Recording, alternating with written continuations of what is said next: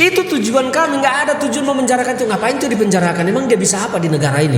Emang dia bisa menjatuhkan presiden, menjatuhkan RT pun belum bisa.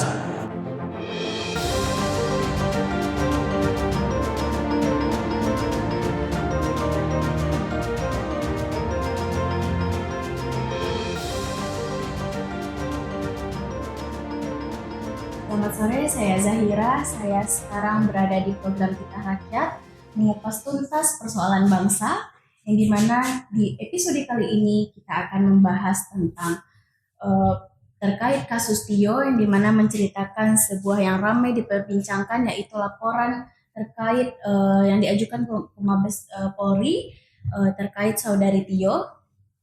Tentu banyak pertanyaan yang muncul di tengah media sosial yang mengenal latar belakang ataupun laporan-laporan yang ada. Nah, pada episode kali ini kita akan mendatangkan tokoh yang sangat amat mengawal sebagai berbagai isu politik, hukum kebangsaan di Indonesia. Nah, siapa itu? Yaitu adalah tokoh narasumber kami kali ini yang bernama Bang Ferdinand Hutahian. Selamat sore, Bang. Selamat sore. Oke. Terima kasih sudah meluangkan waktu untuk hari ini untuk podcast di Titah Rakyat kali ini. Ya, seperti yang telah kita bahas sebelumnya, itu kita kan akan membahas terkait laporan yang diajukan dari Mabes Polri terkait saudara Tio, yang dimana itu ditangkap atas kritik-kritik yang ada, lalu dilaporkan kepada masyarakat tentang terkait latar belakang laporan tersebut. Nah, itu bagaimana menurut tanggapan Bang Ferdinand ataupun dasar hukumnya, hingga bagaimana tahapan proses hukum yang berjalan. Nah, kali ini statementnya bagaimana tentang kronologi kasus atau bagaimana tanggapan terkait kasus ini menurut Bang Ferdinand ini, bagaimana sebenarnya titik awal yang sehingga akhirnya memutuskan menempuh jalur hukum terhadap saudara Tio ini. Apakah peristiwa ini atau pertanyaan tertentu menurut Bang Ferdinand ini sudah melewati batas hingga perlu diselesaikan dan bagaimana mekanisme hukumnya gitu.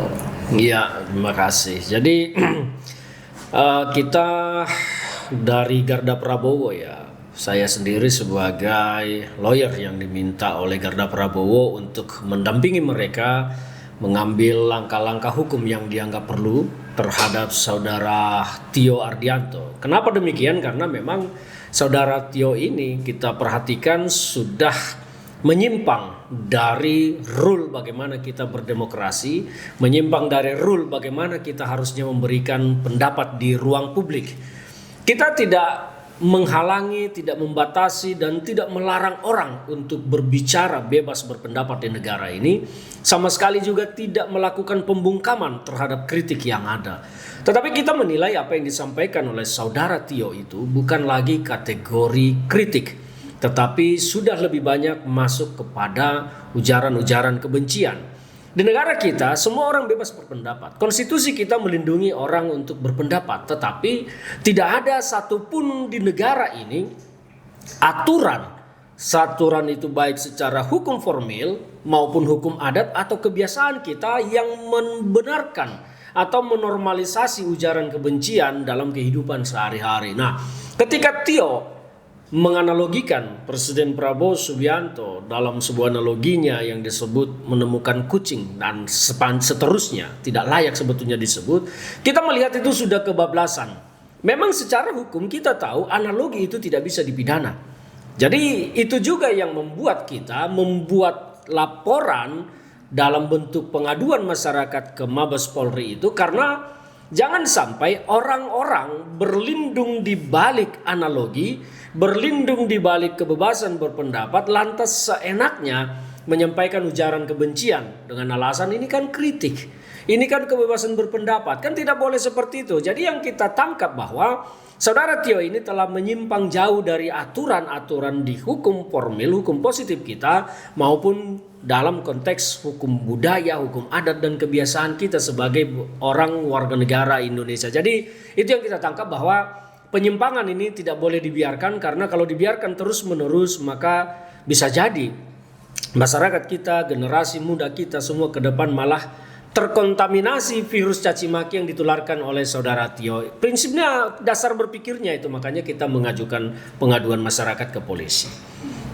Ya berarti intinya mungkin untuk Bang Ferdinand mungkin tidak dapat menjadikan contoh bagi saudari Tio ini ya, takutnya ditiru oleh masyarakat yang lain seperti itu ya. Itu terutama. Jangan sampai ujaran kebencian itu kita normalisasi dalam kehidupan sehari-hari.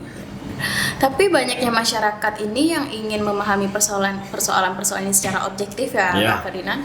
Dari sudut pandang Bang Ferdinand sebagai pelapor, ini dasar hukumnya menjadi landasannya itu berarti terkait bagaimana cara kita supaya tidak menormalisasikan hal ini akan terjadi lagi ya, Bang Ferdinand? Iya, jadi pertama begini, soal yang dilakukan Tio itu kan yang tadinya kita hendak laporkan dan akhirnya kita lakukan Dumas, ada dua hal. Yang pertama itu soal penghinaan kepada presiden ya di pasal 218, dan juga terkait ujaran kebencian, itu yang pertama. Dan yang berikut itu adalah terkait dugaan penyebaran hoax. Ketika Tio dalam statementnya yang disebarluaskan di media sosial bahwa mobilnya dipasangi oleh pemerintah katanya kan alat pelacak, padahal dia pun tidak tahu yang namanya PBX Finder itu apa. Itu kan bukan alat pelacak. Beda alat pelacak dengan PBX Finder itu. Nah itu kan kita anggap dia sedang menyebarluaskan informasi hoax. Sementara dia sendiri tidak tahu sumber PBX Finder itu di mobil itu siapa yang pasang. Padahal mobil itu pun bukan milik dia pribadi. Yang kita tahu kan seperti itu, bahwa mobil itu adalah milik orang lain yang dipakai oleh saudara Tio. Sehingga statement yang dia keluarkan tentang bahwa pemerintah mengkuntit, membuntuti itu kan adalah penyebaran hoax sebetulnya yang membuat kegaduhan di tengah publik. Tetapi kita kan juga tidak ingin memenjarakan saudara Tio ini, tetapi kita ingin membuka ruang diskursus di tengah publik. Apakah statement-statement Tio itu harus kita normalisasi sebagai sebuah kebiasaan di negara kita? Kalau kita cermati memang di tengah masyarakat kita, di tengah publik ini kan ada keterbelahan politik. Ada kelompok masyarakat yang suka mendengar statement-statement Tio ini meskipun tidak baik. Mereka itu adalah kelompok masyarakat yang memang secara personal tidak suka dengan Prabowo Subianto. Sehingga ketika Tio menyampaikan statement-statement yang barbar, kasar, dan melecehkan seperti itu, memuaskan telinga sebagian kelompok masyarakat yang memang benci dan tidak suka kepada Prabowo. Nah inilah yang kita lihat, dan ini tidak boleh dibiarkan. Silakan tidak suka dengan Prabowo dan kritiklah Prabowo, tetapi tidak menghinanya, tidak mencaci makinya, apalagi membandingkan menggunakan analogi dengan hewan. Nah dua ini yang tadinya kan kita sampaikan ke Mabes Polri, tujuannya apa? Supaya juga Mabes Polri melihat gambaran ke depan ini seperti apa. Karena kita tahu juga saat ini kan Undang-Undang ITE juga sedang masuk tahap penyusunan untuk dilakukan revisi kembali. Nah ini kenapa kita lakukan? Supaya ini juga bisa masuk ke depan di dalam Undang-Undang ITE. Jangan sampai seperti yang disampaikan, jangan sampai orang berlindung di balik analogi, berlindung di balik kata kebebasan berpendapat. Ini kan bahaya kalau analogi semua dipergunakan oleh masyarakat kita untuk mencaci siapapun, menghina siapapun. Ini negara kita menjadi negara apa? Lama-lama kan negara yang tidak bermoral. Saya bisa menggunakan analogi yang lebih kasar dari yang digunakan Tio untuk menghina orang tuanya Tio. Tapi apakah itu akan kita lakukan? Kan tidak baik juga. Semua masyarakat kita juga bisa menggunakan analogi yang kasar, sadis, bengis untuk menghina orang-orang yang dia tidak suka. Nah ini yang menjadi pemikiran kita. Ini kalau dibiarkan terus akan menjadi masalah ke depan. Ini akan merubah karakter warga negara kita, terutama generasi muda ke depan. Akhirnya terbiasa menggunakan analogi untuk menghina, mencaci, merendahkan. Sementara analogi itu tidak akan pernah bisa dipidana. Karena dia akan lolos dari celah hukum pidana. Karena subjeknya secara nyata ya memang tidak ada karena menggunakan analogi. Dan itu siapa yang mau dipidana, siapa yang menjadi korban? Kan dia tinggal ngomong, oh, kan maksud saya bukan Anda. Maka seperti yang dikatakan Tio, kalau ada kesamaan nama itu kebetulan saja. Padahal kita tahu tujuan dia ke siapa. Tapi karena berlindung di balik analogi itu kan bahaya. Bayangkan kalau semua nanti ujung-ujungnya menggunakan cara yang sama untuk saling menghina, melecehkan, apa yang terjadi. Ya kan, sebagai generasi muda coba kalian berpikir gitu loh. Itu yang mau kita jaga, dan tidak ada niat untuk memenjarakan Tio. Ngapain Tio itu dipenjarakan? Emang dia siapa di Republik ini? Nggak ada hebat-hebatnya. Tetapi statement dia itu merusak banyak karena kebetulan Tio saat ini mendapat ruang di tengah-tengah publik kita karena statement-statementnya memang disukai oleh sebagian kelompok masyarakat yang secara umum tidak suka dengan Prabowo. Ya begitu. Bagaimana mungkin kalau misalkan kita lihat dari perspektif pandangan mahasiswa ataupun masyarakat yang dimana bahwasannya saudari Tio mengungkapkan itu atas dasar emosi. Nah, bukan atas dasar mungkin emang cacian, ujaran kebencian atau apapun itu. Atau karena memang masyarakat sudah geram dengan politik-politik pemerintahan yang telah diberikan segala macam. Tapi saya tidak membela Tio, tapi mungkin dari segi perspektif ujaran yang diberikan Tio mungkin dia sudah terlalu emosi. Bagaimana sebenarnya kenapa pemerintah itu sangat abai akan kami, entah itu mungkin ya masyarakat adat ataupun masyarakat yang lain gitu. Nah, ini juga yang harus dipahami bahwa sebelum berbicara seharusnya mendapatkan informasi yang luas dulu. Ini kan soal cara pandang dan sudut pandang. Sudut pandang yang dipergunakan Tio dan kebanyakan sekarang aktivis-aktivis yang bergerak itu adalah sudut pandang yang sempit. Mereka tidak melihat secara luas apa sesungguhnya yang terjadi. Ya, kalau kita mau bicara realita, mungkin nanti ada mahasiswa akan merasa, oh ya ada benarnya juga. Oh ya Tio salah seperti ini. Jadi begini, saya mau menjelaskan. Sudut pandang yang dipergunakan Tio itu adalah sudut pandang melihat bahwa sekarang rupiah hancur. Ya, bursa kacau balau. Ya, masyarakat seperti dikejar-kejar dari sektor pajak. Ya, ada opini-opini yang dikembangkan, harga-harga naik, sebetulnya harga juga belum naik. Terakhir ditambah lagi kenaikan harga BBM non subsidi. Jadi sudut pandangnya hanya dilihat dari hal-hal yang seperti ini. Dia tidak melihat, dan kebanyakan adik-adik mahasiswa tidak melihat kerja besar apa yang sedang dikerjakan oleh Prabowo Subianto untuk merawat semua ini, memperbaiki semua ini. Dan apa sebetulnya yang sebelumnya terjadi sehingga ini terjadi sekarang. Kan harusnya diurai dulu. Mengapa kita sekarang dalam kondisi seperti ini? Dalam frame yang tanda kutip dari stigma penilaian mereka, Indonesia tidak baik-baik saja. Nah ini kan harus diurai mengapa itu terjadi. Dan bagaimana sekarang memperbaikinya. Nah kalau kita mau melihat secara nyata, secara real, secara utuh. Yang dilakukan oleh Prabowo, gagasan-gagasan Prabowo itu adalah gagasan-gagasan yang betul-betul Pancasilais, betul-betul nasionalis, dan betul-betul Soekarnois. Ini kita sekarang, Prabowo Subianto berperang dengan banyak isu. Berperang dengan banyak kepentingan. Bayangkan, dari dulu pendapatan negara kita lebih besar dari pajak. 80% lebih APBN kita itu ditopang oleh pajak. Sementara cerita yang kita dengar dari dulu zaman kecil sampai zaman sekarang, Indonesia itu negara kaya dengan sumber daya alam. Pertanyaannya, sumber daya alam kita ini sudah mau habis, kemana uangnya? Siapa yang ngambil, siapa yang makan? Kenapa negara dibiayai oleh rakyat melalui pajak? Nah ini sekarang dikerjakan oleh Prabowo supaya sumber daya alam ini tidak lagi dinikmati oleh segelintir orang dan hanya menetes ke rakyat. Makanya Prabowo berstatement sedih melihat kekayaan negara itu hanya menetes ke rakyat, dan keluarlah kata endasmu. Endasmu itu bukan ditujukan ke rakyat tetapi kepada bandit-bandit, maling-maling oligarki itu. Prabowo kesal melihat mereka. Jadi kalau kita tidak mendukung Prabowo mengamankan sumber daya mineral ini untuk rakyat, apa yang mau kita lakukan? Sementara pihak-pihak orang yang terganggu sekarang itu kan adalah yang menikmati maling-maling oligarki selama ini. Nah mereka terganggu, terus datang kita aktivis mengganggu pemerintah yang sedang bekerja untuk mengambil ini. Apa yang selama ini diambil oleh kaum oligarki, diambil oleh koruptor, mau diambil oleh Prabowo. Tetapi dengan kondisi begitu kita hantamin Prabowo. Apa yang terjadi? Kita akan gagal mengambil itu semua dan kembali oligarki maling-maling ini yang akan berjaya. Nah ini yang dilakukan oleh Prabowo Subianto. Dia mengambil, bayangkan sekarang, Satgas PKH. Mengambil jutaan hektar lahan yang selama ini dikuasai oleh oligarki secara melawan hukum. Tambang-tambang ilegal disita sama dia, dikembalikan ke negara, dikelola oleh negara saat ini supaya bisa pendapatan penghasilannya itu masuk kepada kepentingan rakyat. Dan itu semua dialirkan oleh Prabowo dalam bentuk MBG, Koperasi Merah Putih, Kampung Nelayan Merah Putih. Dia ingin mengalirkan ini semua ke rakyat. Kalau kita mau melihat ini kan sebuah kerja sosialis yang cukup bagus.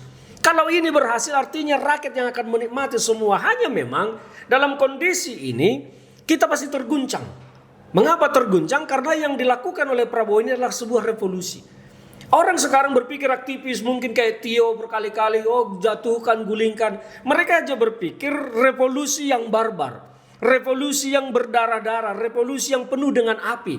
Mereka lupa bahwa kita bisa melakukan revolusi secara soft tanpa harus menyalakan api, tanpa harus membakar, tanpa harus berdarah-darah. Inilah yang dilakukan oleh Prabowo. Dia melakukan revolusi yang frontal, melawan itu semua dia mau kembalikan ke rakyat. Jadi ini yang harus dipahami oleh mahasiswa. Kenapa harus memukuli Prabowo yang sedang berjuang mengambil itu semua supaya rakyat dapat. Maka kalau itu sukses, saya orang yang sudah meneliti, mengamati, mencermati langkah kebijakan Prabowo. Kalau itu sukses, maka statement yang pernah dikeluarkan oleh Prabowo, kuliah gratis, kesehatan gratis, anak-anak kita kasih makan, ibu-ibu hamil kita kasih makan, itu pasti bisa semua dibiayai oleh negara. Nah ini yang tidak dilihat oleh Tio dan kawan-kawan. Mereka melihat rupiah sekarang hancur, bursa hancur, ini hancur. Mereka hanya melihat hancur-hancur itu tanpa mereka tahu mengapa itu hancur. Penyebabnya ada. Mengapa rupiah hancur? Oligarki yang selama ini ngumpulin uang ini sekarang kan ketakutan uangnya ditarik ke negara. Maka mereka berupaya melarikan uangnya keluar. Di tengah upaya mereka melarikan uang keluar itu mereka akhirnya apa? Berburu dolar. Itulah mengapa dolar jadi mahal. Karena kalau mereka bawa rupiah keluar nggak laku. Mereka akhirnya berburu dolar di sini supaya uangnya bisa dibawa keluar. Akhirnya Prabowo dengan kebijakannya membatasi pembelian dolar. Pusing mereka semua. Akhirnya apa? Mereka menggerakkan upaya-upaya bagaimana supaya ini Prabowo harus dijatuhkan. Jadi oligarki ini bekerja menjatuhkan Prabowo. Kalau mahasiswa malah turut memukuli Prabowo supaya jatuh, siapa yang diuntungkan? Rakyat atau oligarki? Nah ini yang harus diketahui oleh para adik-adik mahasiswa. Harus dipahami bahwa revolusi yang dilakukan oleh Prabowo Subianto ini kalau berhasil, maka janji-janjinya yang mengatakan kuliah gratis, kesehatan gratis, ya memang itu pasti bisa dipenuhi. Karena bayangkan ada ribuan triliun uang kita yang hilang setiap tahun. Prabowo ini sekarang mengancam uang orang Indonesia sekarang di luar itu ada sekitar 8.000 triliun. Dan Menteri Keuangan atas perintah Prabowo Presiden sudah mengatakan 6 bulan tidak masuk ke Indonesia, jangan berharap pernah bisa. Masa yang begini kita tidak dukung? Masa kita mau menggebuki Prabowo supaya jatuh? Kalau dia jatuh yang 8.000 triliun itu siapa lagi yang menikmati? Kan kembali lagi mereka. Ini yang harus dipahami mahasiswa. Jadi kalau mau bergerak yang benar. Kemana kita? Siapa musuh kita harus kita petakan. Harus kita tahu musuh kita itu sekarang adalah maling-maling yang menyimpan uang 8.000 triliun itu di luar. Dan itu di ultimatum sekarang. Kalau tidak kembali dalam 6 bulan ke Indonesia, jangan pernah harap bisa masuk lagi. Kalau itu masuk ke Indonesia, bayangkan betapa banyaknya uang yang kita bisa pakai untuk mensejahterakan rakyat. Nah hal-hal begini kan Tio dan kawan-kawan tidak melihat. Banyak kan teman-teman mahasiswa dan mahasiswa juga kan tidak mengetahui kerja-kerja besar itu. Nah saya juga menyayangkan tim komunikasi kepresidenan itu kurang komunikatif menjelaskan apa yang sedang dikerjakan. Makanya publik hanya disuguhi oleh konsumsi-konsumsi yang disebar media, salah ngomong, candaan. Karena Prabowo kan kalau pidato serius banyak juga diselingi oleh candaan. Tapi itu yang jadi konsumsi publik. Lupa bahwa ada pekerjaan besar yang sedang dikerjakan oleh Prabowo. Salah satunya tadi itu. Contoh lain lagi. Padam listrik bergilir. Persoalannya apa? Batu bara di PLN itu suplainya sudah tidak mencukupi. Ada batu baranya tetapi yang dikirim dari lapangan itu oleh para bandit-bandit oligarki batu bara itu adalah kandungan mineral yang rendah. Sehingga ketika batu bara yang kalorinya rendah ini dibakar, tidak mampu lagi menghasilkan listrik yang maksimal. Maka kekurangan daya akhirnya apa? PLN harus memadamkan sebagian. Kenapa itu terjadi? Mereka mengancam pemerintah. Bandit-bandit oligarki mineral batu bara ini mengancam pemerintah. Padahal batu bara ini kan milik kita, milik negara, bukan milik mereka. Mereka hanya diberikan izin usaha pertambangan. Batu baranya itu milik kita, tapi mereka menyalahgunakan itu seolah-olah itu milik mereka. Karena apa? DMO domestik untuk market obligation di kita itu kan harganya ditetapkan pemerintah $70 per metric ton. Sementara kalau mereka ekspor keluar itu selisihnya bisa mereka dapat lagi sekitar $60 per metric ton karena di luar bisa 135, bisa $140. Nah, mereka pengen mengekspor ini banyak-banyak. Yang untung siapa? Mereka yang kaya. Mereka kirim batu bara yang rendah kalori ke PLN, yang tinggi kalori mereka ekspor. Kita korban padahal batu bara itu punya kita. Nah, ini yang dihantam oleh Prabowo. Maka RKAB tahun 2026 ini dikurangi sebesar 130-an juta metrik ton. Nangislah bandit-bandit itu semua. Mereka mengancam pemerintah, ya sudah naikkan harga DMO. Bayangkan kalau harga DMO dinaikkan oleh pemerintah, siapa yang akan menanggung resikonya? Listrik pasti naik. Jadi Prabowo melindungi supaya listrik tidak naik. Masa yang begini kita tidak dukung? Iya kan? Mungkin pandangannya. Nah, itu yang saya sampaikan tadi, bahwa ini tergantung sudut pandang dan cara pandang. Nah, sudut pandang yang dipergunakan oleh Tio dan kawan-kawan itu kan seperti tadi disampaikan. Oh, rupiah ambruk, IHSG hancur. Ini itu kan mereka hanya melihat yang negatif. Padahal itu adalah ekses dari sebuah revolusi yang dilakukan oleh Prabowo. Kalau revolusi ini berhasil, itu kan hanya sesaat, nanti akan terhapus. Mungkin 2028 Prabowo sudah bilang gratiskan kuliah. Kalau itu bisa dikerjakan 1 tahun, 1,5 tahun ke depan. Nah, ini nggak ada mahasiswa yang harus tahu ini yang sedang terjadi dilakukan oleh Prabowo. Jadi jangan dikit-dikit bahwa jatuhkan, gulingkan revolusi. Waduh, ini kita mau kemana arahnya? Jadi sebelum bergerak harusnya itu yang dipahami. Cari data, cari info. Apa sih yang terjadi? Mengapa dolar naik? Mengapa bursa saham kita anjlok? Karena bursa saham itu anjlok, kenapa? Karena oligarki-oligarki yang naruh duitnya di sana itu ketakutan ini diambil sama negara. Karena Prabowo ini menerapkan sistem ekonomi sosialis. Sementara kemarin liberalisme begitu terbuka. Kita ini kayaknya hanya penonton, padahal kekayaan kita diambil oleh bangsa-bangsa asing. Nah, ini Prabowo tidak mau, ditutup semua itu, maka gejolak terjadi. Mereka kemudian berpikir untuk melarikan uangnya dari bursa. Itulah kenapa turun. Kan itu yang terjadi. Nah, kalau kita pahami itu, saya pikir kita semua akan realistis melihat apa yang terjadi. Apakah layak Prabowo kita pukuli, ataukah kita harus berdiri dengan Prabowo untuk memukuli para oligarki? Kan itu. Mungkin dari yang kita lihat Mas Ferdinand, kenapa Tio mengujarkan kebencian itu karena mungkin dari segi pandangan Prabowo ketika masyarakat menyuarakan pendapat, menyuarakan aspirasi apapun itu.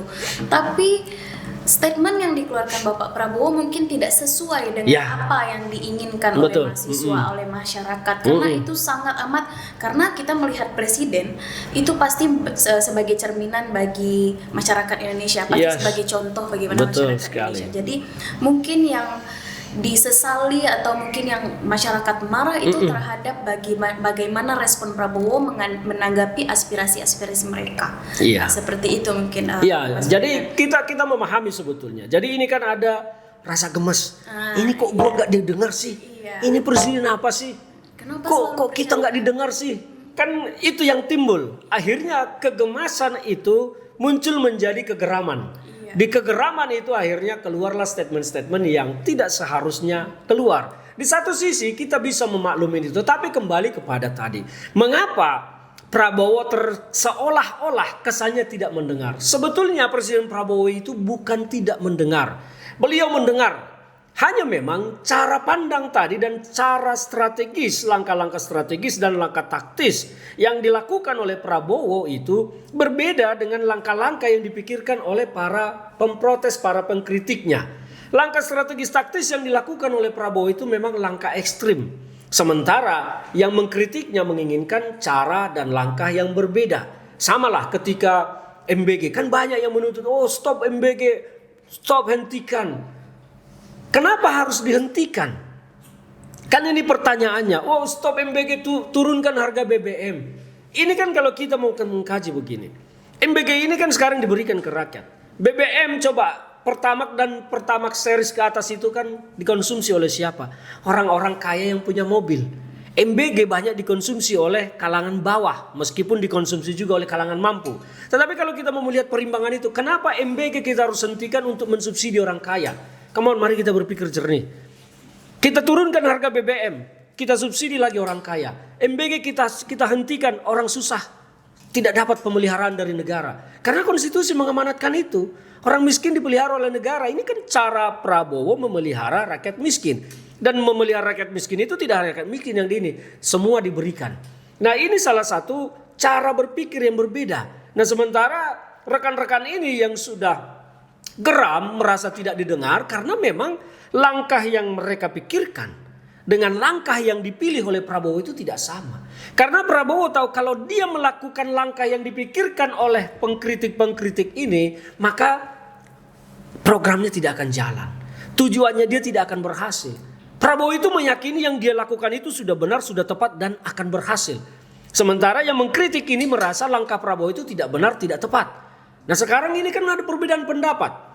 Pertanyaannya, apakah penguasa, pemerintah yang sedang berkuasa atau presiden yang berkuasa harus mengikuti langkah-langkah yang dipikirkan oleh para pengkritik? Kan begitu, kita harus berpikir di situ. Apakah presiden itu mutlak wajib harus mengikuti maunya mereka, menghentikan MBG supaya mereka puas? Kalau MBG dihentikan, terus mau kemana arah bangsa kita? Pertanyaannya kan itu. Untuk apa seorang presiden berkampanye dengan segala macam janji politik kalau toh di tengah jalan karena kritik protes harus berhenti dan berubah haluan? Negara kita malah semakin kacau, nanti di tengah jalan pemimpin-pemimpin berikutnya semua hanya untuk populis, mengikuti selera pengkritik. Akhirnya kita tidak punya roadmap untuk membangun Indonesia. Sementara pengkritik ini kan hanya sporadis kritiknya. Tidak berbicara tentang roadmap besar bagaimana Indonesia 2030, 2035, 2040, 2045. Dia hanya melihat, oh ini nggak benar, dikritik. Kalau terus pemerintah langsung mengikuti semua, bagaimana kebijakan-kebijakan yang lain nanti? Akhirnya bisa gagal rencana besar janji politik seorang presiden yang terpilih. Nah ini juga yang harus dipahami oleh rekan-rekan adik-adik mahasiswa ketika mengajukan kritik, protes dan demo itu. Jangan merasa tidak didengar ketika apa yang mereka minta tidak dipenuhi oleh presiden. Tetapi faktanya di sisi lain juga pemerintah mendengar. Saya juga melihat Wakil Ketua DPR yang Ketua Harian Gerindra Pak Sumi Dasko meladeni demonstran dan langsung berbicara dengan pejabat-pejabat pemerintah melalui telepon untuk membicarakan aspirasi yang diusung. Aspirasinya dibahas, disampaikan kepada pihak yang berwenang. Tetapi kan tidak dengan demikian bahwa apa yang disampaikan pengkritik ini harus jadi garis kebijakan pemerintah. Karena pemerintah itu juga akan menyusun roadmapnya. Nah kira-kira begitu. Makanya tadi kan cara pandang itu membuat gemes karena merasa tidak didengar. Tio merasa geram. Nah ini kalau kita mau iseng juga berkata, emang kenapa gua harus dengar Tio? Apa sih yang bisa disuguhkan oleh Tio gitu loh untuk permasalahan-permasalahan bangsa kita. Saya dari banyak statement Tio, saya tidak pernah mendengar Tio punya solusi terkait masalah bangsa. Tentang MBG Tio tidak punya solusi, hanya bicara hentikan karena dia tidak suka itu. Dianggap itu pemborosan, buang-buang uang. Tapi tidak punya solusi bagaimana memberikan makanan bagi rakyat. Yang lain-lain juga Tio itu kan hanya mencela tetapi dia tidak punya solusi. Bagaimana melawan oligarki ini? Contohnya sekarang oligarki yang diambil lahan-lahan itu jutaan hektar. Lahan sawit itu ditanami oleh oligarki secara melawan hukum. Dan itu kan sekarang disita oleh negara. Diserahkan, dikelola oleh Agrinas. Hasilnya nanti akan masuk APBN. Makanya saya bilang kalau semuanya itu bisa berjalan apa yang dilakukan oleh Prabowo. Ya janjinya yang pernah mengatakan kuliah gratis, kesehatan gratis. Saya orang yang percaya itu bisa terwujud kalau semuanya ini bisa berjalan. Kalau semuanya ini bisa sukses dilakukan oleh Prabowo. Dan memang ini pertaruhannya tidak mudah, tidak kecil karena pasti akan banyak yang melawan. Karena memang seperti yang dapat kita lihat Prabowo ini baru berjalan 2 tahun. Gak mungkin akan secepat itu. Ya betul sekali. Jadi kembali lagi ke topik ya Bang Ferdinand. Jadi di media sosial itu selalu muncul bagaimana cara pandang mengenai laporan ini, lalu termasuk bagaimana tanggapan-tanggapan bahwasannya langkah-langkah itu apakah Tio ini ada bermuatan politik juga ataupun bagaimana masalah Bang Ferdinand menanggapi komentar-komentar tersebut. Iya. Apakah memang Tio ini memang ada unsur politik segala macam. Ya jadi begitu, kita membuat pengaduan masyarakat itu seperti yang saya jelaskan tadi tidak ada tujuannya untuk memenjarakan Tio. Tetapi kita ingin membuka ruang diskursus publik. Adik-adik mahasiswa juga ini harus diskusi mengenai ini. Apakah setiap orang bisa berlindung di balik analogi untuk kemudian mencaci maki orang lain? Bagaimana hukum kita harus menjangkau persoalan seperti ini. Kan rakyat kita ini harus dilindungi dari ujaran kebencian, dari bullying segala macam. Nah, sementara analogi ini belum ada hukum yang melindunginya. Ketika seperti yang digunakan oleh Tio menganalogikan dengan seekor kucing. Bagaimana nanti soal adik-adik mahasiswa karena dia tidak suka terus dia gunakan analogi, saya bertemu seekor babi, saya kasih nama dia sini, dia kasih nama orang yang dia benci dengan diplesetkan. Apa yang terjadi? Jadi kita mau membuka ruang diskusi bagi publik dan termasuk mahasiswa, apakah kita harus menormalisasi seperti ini?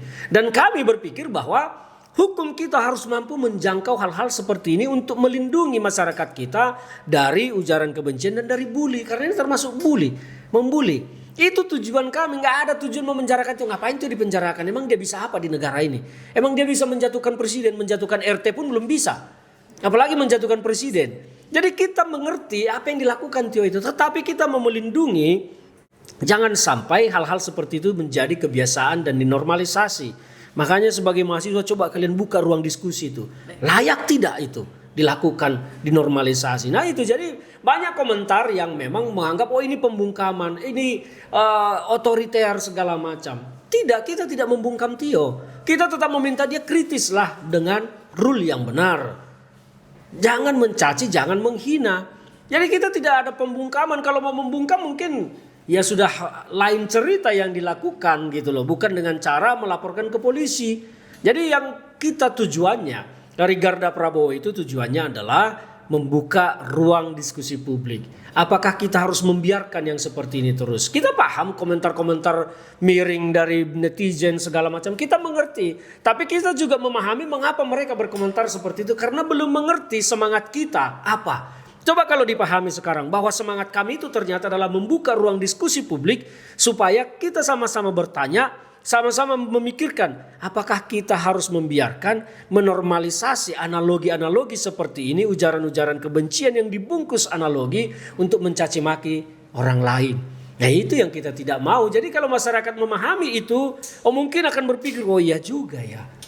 Apa kita harus biarkan? Jadi tapi banyak yang tidak mau menerima pemikiran itu karena apa? Dia senang kalau ada yang mencaci maki Prabowo.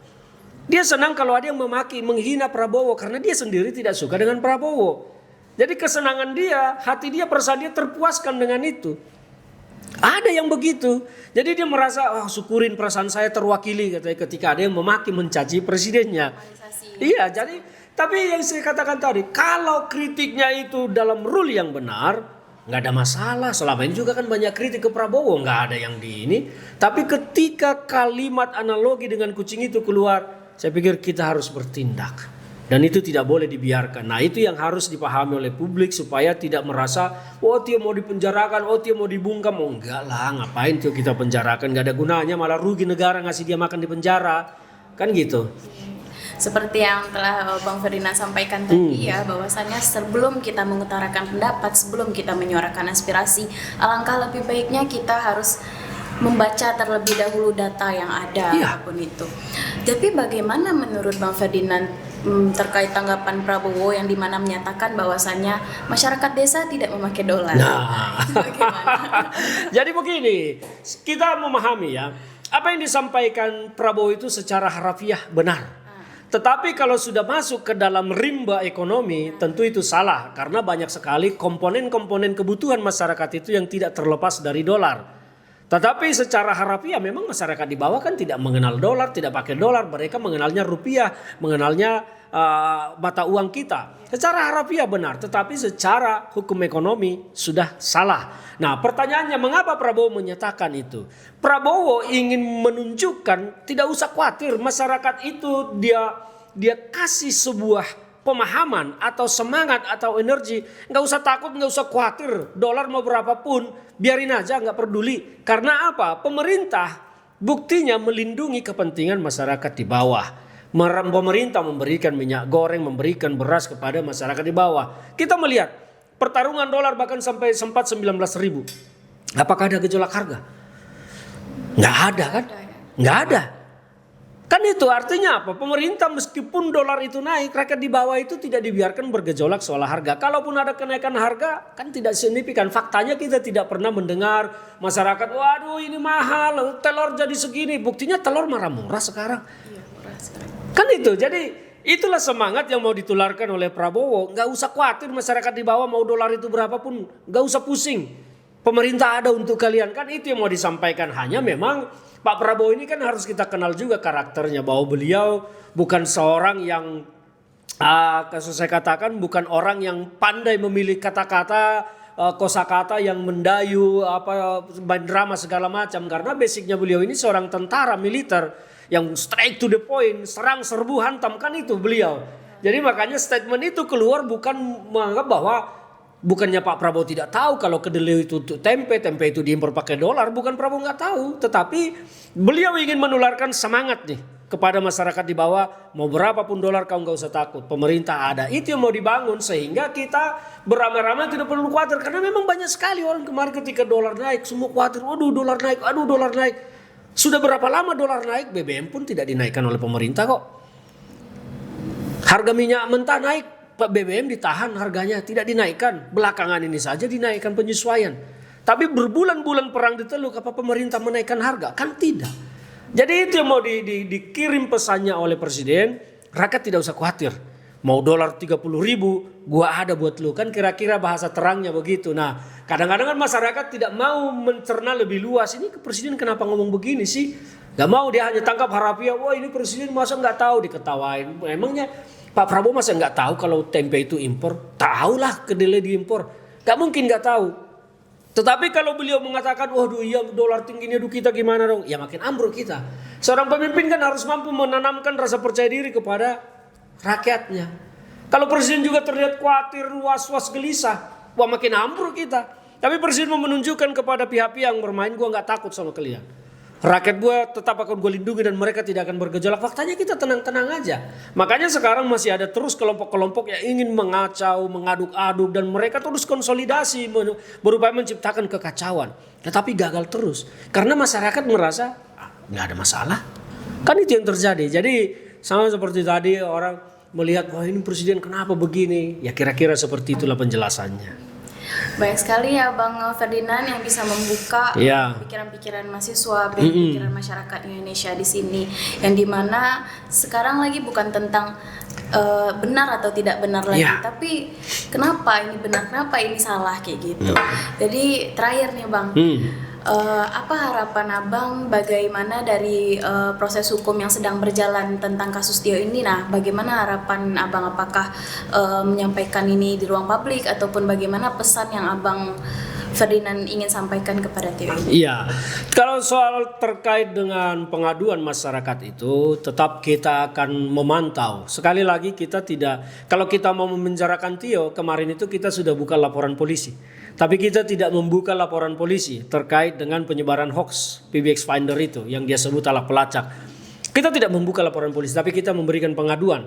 Tujuannya apa seperti tadi yang saya sampaikan, supaya publik berpikir, menganalisa, berdiskusi apakah ini harus kita biarkan terus-menerus seperti ini di negara kita tanpa adanya hukum yang mengatur.